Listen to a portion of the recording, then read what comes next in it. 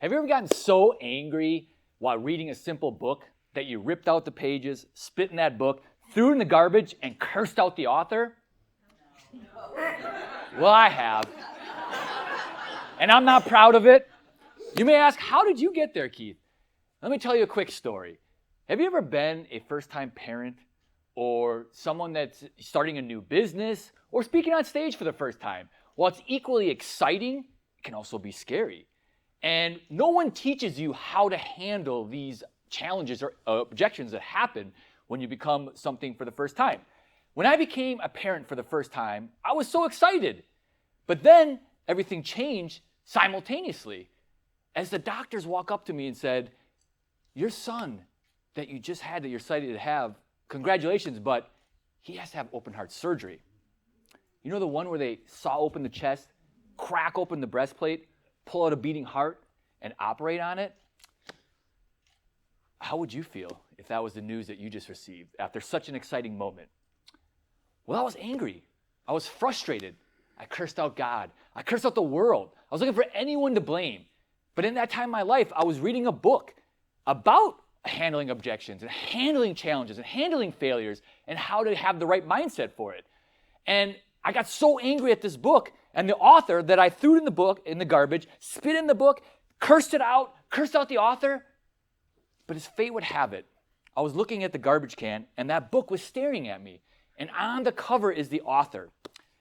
And this speaker who goes around the world telling people how to overcome challenges and failures and objections and to deal with adversity with the right mindset, this guy's name is Nick Vujicic. And if you know anything about Nick, he was born with more objections and failures than any of us could ever imagine. He was born with no arms and no legs.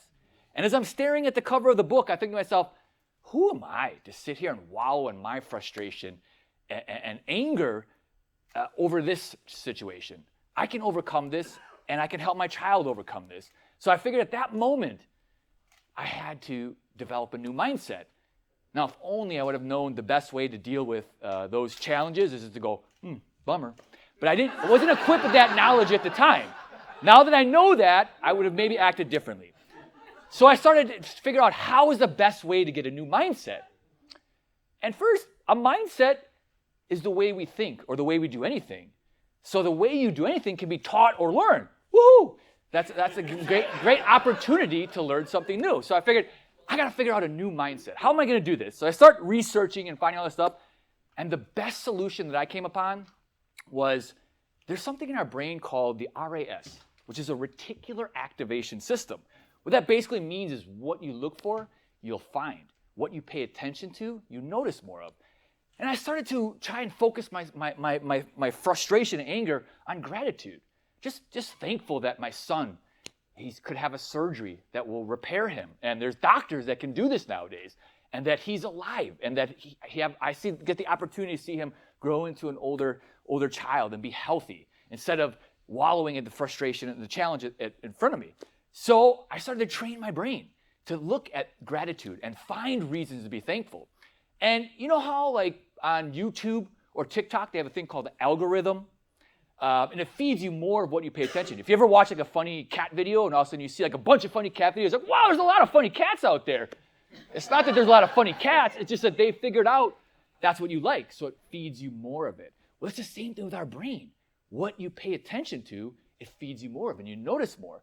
Another great example, as my son, he was better, we had more children, and then I'm embarking on the new adventure of joining the minivan club. I had to get a minivan. I'm like, nobody drives minivans, it's so uncool, I'm gonna be uncool. So I test drive the minivan, and lo and behold, the next day I see minivans everywhere. At the gym, at the grocery store, on the freeway. I'm like, wow, minivans are everywhere. Minivans are cool. It's not that there were more minivans on the road than the day before. It's just that now my reticular activation system was activated and I started to notice them more. So now that you know that you have this in your brain, you can activate it to look for what you want to seek. Look for opportunities instead of reasons to complain.